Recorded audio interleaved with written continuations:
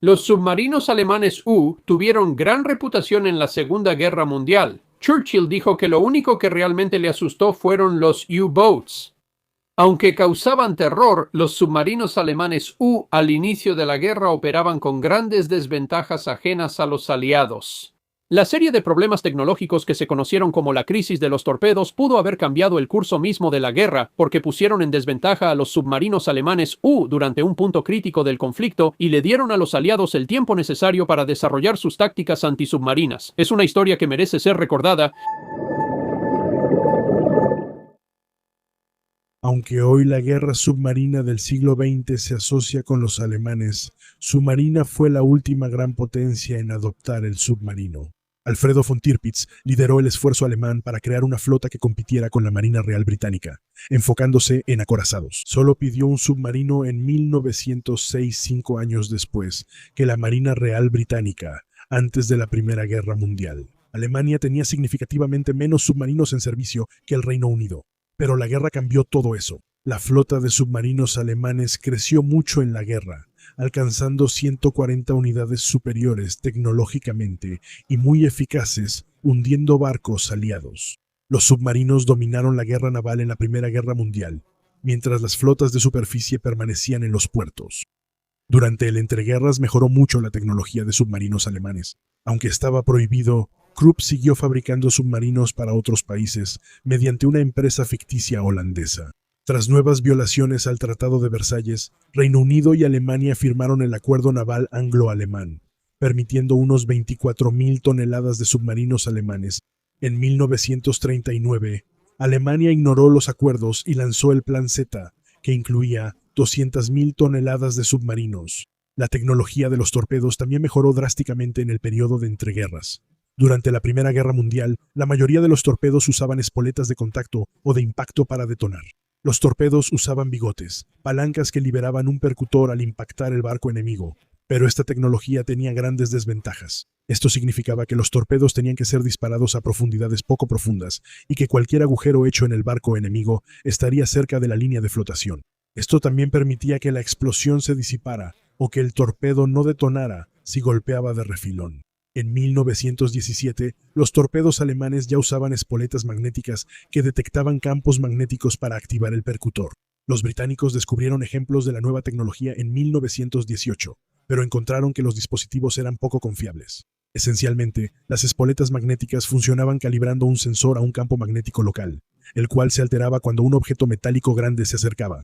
La tecnología también se utilizó en las minas magnéticas al final de la Primera Guerra Mundial. La ventaja de las espoletas magnéticas era que los torpedos podían ser disparados a mayores profundidades, lo que permitía que el torpedo evitara los cinturones blindados antitorpedos y detonara directamente debajo del barco. Antonio Neupauer, en su libro Hombres de hierro en peces de lata, describe el efecto de estos torpedos. La explosión genera una burbuja de aire tan grande que puede levantar el barco fuera del agua. La proa y la popa se doblan hacia el mar, arqueando la quilla, que suele ser rígida.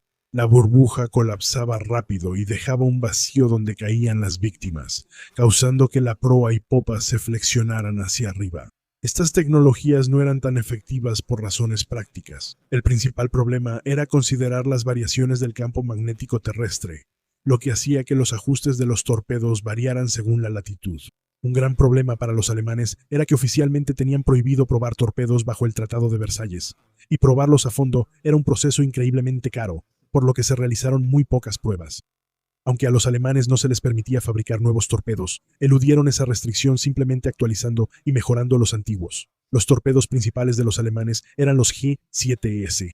Los torpedos alemanes de la Segunda Guerra Mundial usaban la letra G, un número por su longitud, 7 metros, y una letra por su propulsión. La A usaba aire comprimido y la E era eléctrica.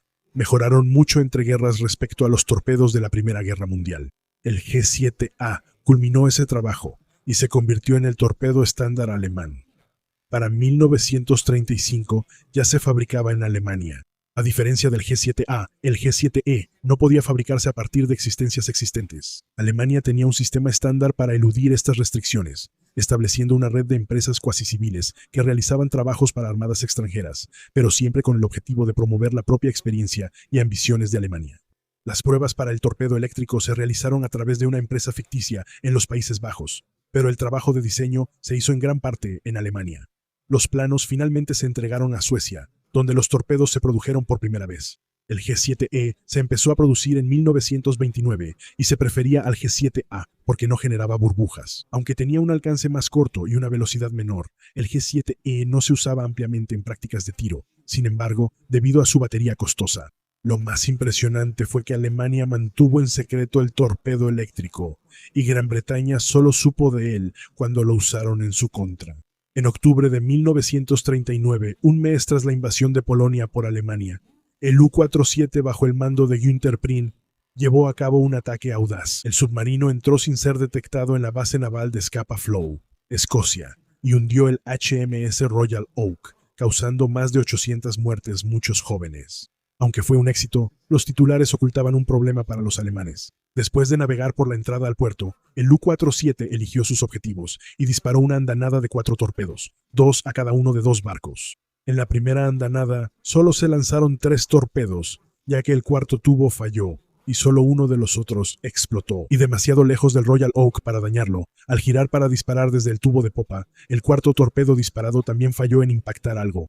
El submarino giró y atacó solo al Royal Oak, disparando 3 torpedos más hasta alcanzarlo.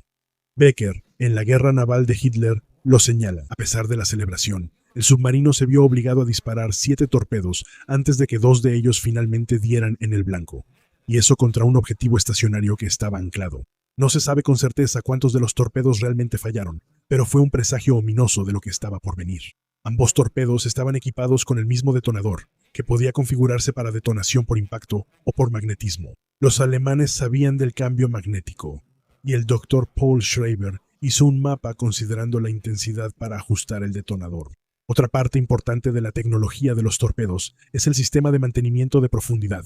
Los torpedos podían configurarse para operar a profundidades de hasta 15 metros, y disparar a la profundidad correcta era una parte vital para alcanzar el objetivo. Los detonadores magnéticos necesitaban pasar por debajo del barco, pero lo suficientemente cerca como para que realmente detonaran.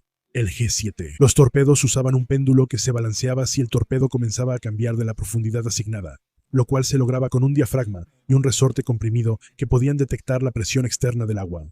La situación del submarino alemán no era tan favorable como pensaban los aliados. Karl Dönitz, comandante de submarinos, pensaba que requería 300 submarinos para cortar el comercio británico, pero el Plan Z solo contemplaba 233 para 1948.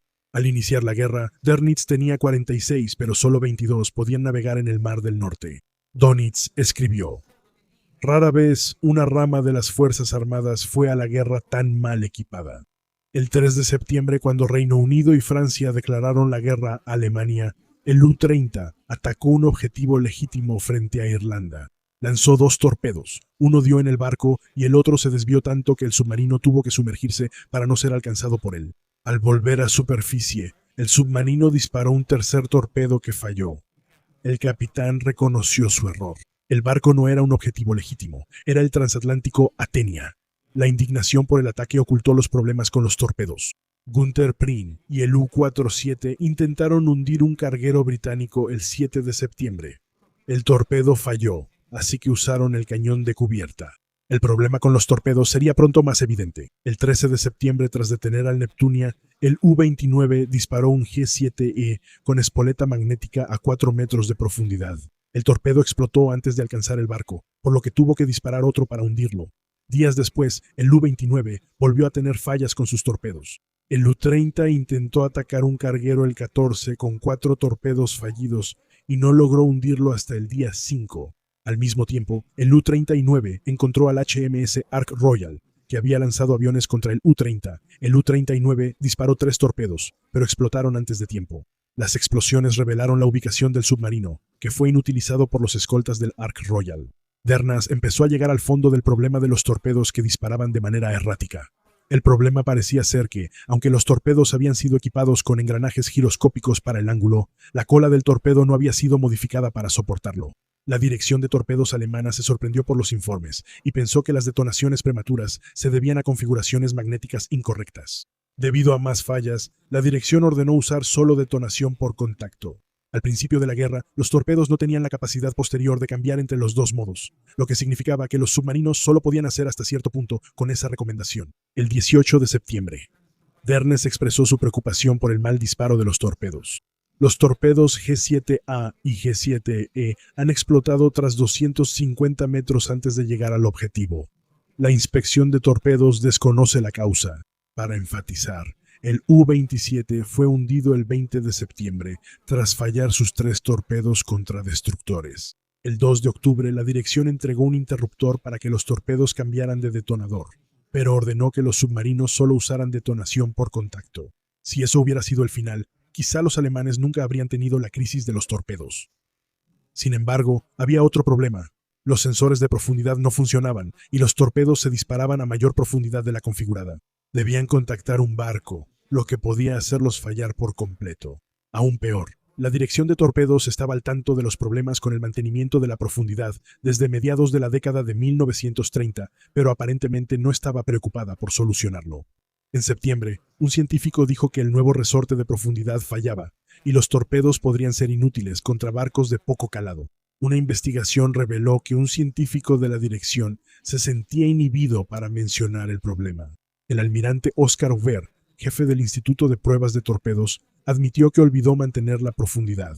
El 8 de octubre, Baer recomendó ajustar los torpedos a una profundidad fija de 3.5 metros. Un empleado de menor rango ignoró la autoridad de Baer e informó el problema a Dönitz. Los detonadores magnéticos eran dispositivos extremadamente complejos. Incluso pequeños errores en los ajustes podían hacer que fallaran. La profundidad era un problema porque la varilla de bobina dúplex era fácil de desmagnetizar y solo funcionaba cerca del casco. A mayor profundidad podía fallar. Las tormentas magnéticas, especialmente en el otoño de 1939 y primavera de 1940, pudieron influir en el problema. Dönitz reunió un expediente de fallos en octubre y pidió una investigación. La dirección indicó un problema con los cables, sin mencionar la profundidad. Aunque se aprobaron los detonadores magnéticos, el U-46 falló 7 torpedos contra un convoy del 17 al 18 de octubre. Dönitz volvió a prohibir los detonadores magnéticos. El 20 de octubre se informó que los torpedos podían ir hasta 2 metros más profundo de lo previsto. La dirección dijo que conocían el problema, pero creían que no afectaría la detonación magnética. El 1 de noviembre se ordenó a los submarinos ajustar la profundidad del torpedo a 2 metros menos que el calado del objetivo, pero no menos de 3 o 4 metros. Esto hizo imposible que los submarinos alcanzaran a los destructores de poco calado, su principal enemigo. El 5 de noviembre, el capitán del U-25 avistó un destructor y anotó en su bitácora que no poder usar el torpedo, pese a tener buena posición, es muy deprimente. Me quedo aquí, impotente. 5 días antes, tras 4 torpedos fallidos y un cañón atascado, el U-25 tuvo que abandonar el hundimiento de un vapor detenido. Otro error habría sido menos vergonzoso, pero más grave. El pequeño U-56 submarino, tipo 2 apodado Pato por su mal manejo, avistó 3 barcos británicos en el Mar del Norte. Los acorazados HMS Nelson, Rodney y el crucero HMS Hood. El U-56 disparó 3 torpedos al Nelson. Al menos 2 impactaron, pero no explotaron. No fue un simple error. El Nelson transportaba al almirante Sir Charles Forbes, comandante en jefe de la Flota Nacional, al primer Lord del Mar y almirante de la flota, Sir Dudley Pound, y al primer Lord del Almirantazgo, Winston Churchill. Furioso por estos fracasos, Dönitz escribió el 31 de octubre que, por lo tanto, ya no hay duda de que los propios inspectores de torpedos no entienden el asunto. Aunque están bien entrenados, al menos el 30% de los torpedos son defectuosos. El problema de los detonadores de impacto era una varilla delgada con varios cojinetes que transmitía el golpe a la explosión por los bigotes. La varilla se doblaba si golpeaba mal y no servía.